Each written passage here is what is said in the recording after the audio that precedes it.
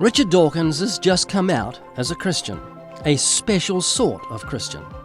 I must say I was slightly horrified to hear that Ramadan is being promoted instead. I do think that we are culturally a Christian country. I call myself a cultural Christian. I'm not a believer, but there's a distinction between being a believing Christian and being a cultural Christian. And so, I love hymns and Christmas carols, and I sort of feel at home in the Christian ethos. I feel that we are a Christian country in that sense. It's true that statistically the number of people who actually believe in Christianity is going down, and I'm happy with that. But I would not be happy if, for example, we lost all our cathedrals and our beautiful parish churches. So I count myself a cultural Christian. I think it would matter if we substituted any alternative religion. That would be truly dreadful. For the last 40 years, you've been zealous to destroy the faith of Christians. Like a religious zealot, you've done it through every means possible, and now you have to tragically reap what you've sowed. Point, which is that, as we know, church attendance is plummeting, but the erection of mosques across Europe, I think 6,000 are under construction, and there are many more, are being planned. So do you regard that as a problem? Do you think that matters? Listen to him stammer as he tries to answer, because he knows what's going to happen. History attests to it.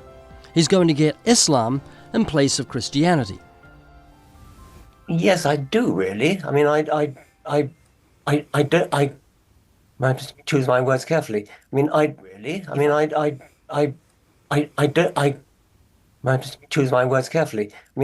If I had to choose between Christianity and Islam, I choose Christianity every single time. It seems to me to be a fundamentally decent religion, in a way that I think Islam is not. He clearly knows the difference between the two. Christianity says to love your neighbour as yourself, to love even your enemies and to do good to them and show them kindness. Islam doesn't say to love your enemies. It says to kill those who don't embrace Islam. When Muslims go and conquer the adjacent country, what do? We kill them all? No. The Prophet says, the first thing you do is call them to Islam. If they refuse, then tell them Allah obliged upon you to pay taxation. In return, when enemy comes and attack your country, you don't fight. We Muslims protect you. Subhanallah, for this little money? Yes. And you enjoy sitting in your homes and in your country and live your life normally. But the ruling is for Sharia. So you do not open nightclubs, you do not fornicate. If they refuse, then we have to fight. And if we fight you, then we capture you, you become our slaves, and we take your land, and you take because you refuse. I give you two good options in the coming 40, 50 years when the Muslims become strong. You rejected the light, and now you have to live with the darkness. He's afraid to expose their agenda, so he wimps out by speaking of their treatment of women. He wants to say it, but he lacks the courage to say it. The way women are treated, Christianity is not great about that. It's had its problems with female vicars and female bishops and things.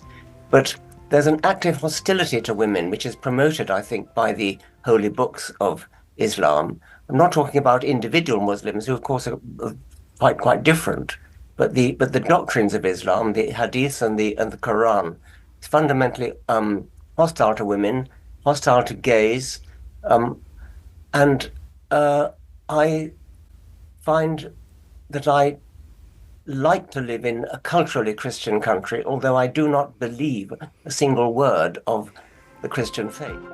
In answering a question, Tom Holland said, not really, because secularism and Dawkins' own brand of evangelical atheism are both expressions of a specifically Christian culture, as Dawkins himself, sitting on the branch he's been soaring through and gazing nervously at the ground far below, seems to have begun to realize.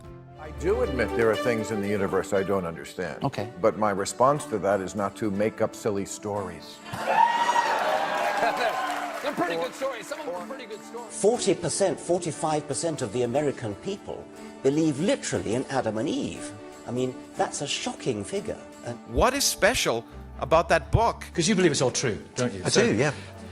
And that his wife turned into a block of salt when she looked back.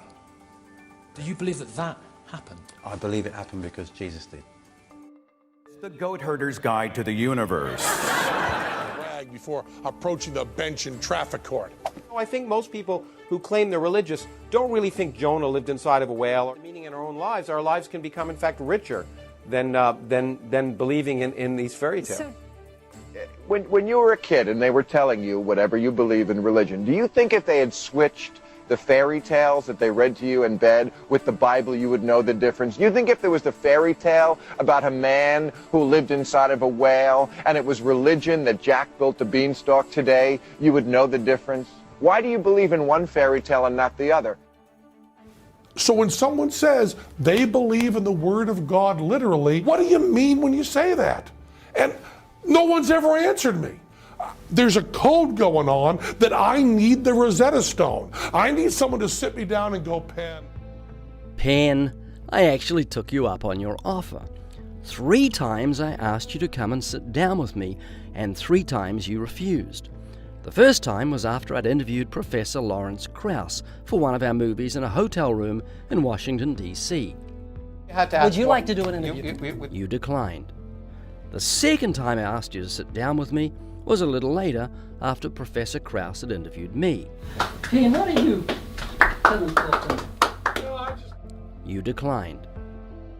The third time was when you approached me on the sidewalk outside of the hotel. Once again, you refused, this time saying that you weren't qualified. You and I can sit down and have a talk. I really appreciate talking. Yes, you are. You then asked me who it was that made God. After I answered that question, I gave you scientific evidence for God's existence. Our 15-minute conversation was filmed. It was very congenial, and in fact, a few days later, you spoke well of it both on your podcast and in a magazine interview.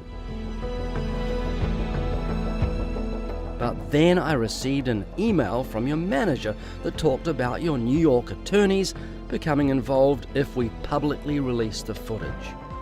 You've just watched a teaser from our documentary, Crazy Bible. You're going to love this. You can find out details on how to watch it after this.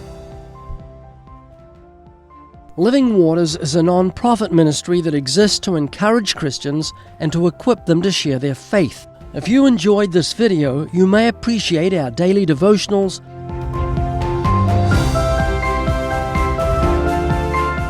our very popular Living Waters podcast, the Evidence Study Bible, and the Starter Kit, which contains 4 of our most popular gospel tracts. You can find these and much more at livingwaters.com.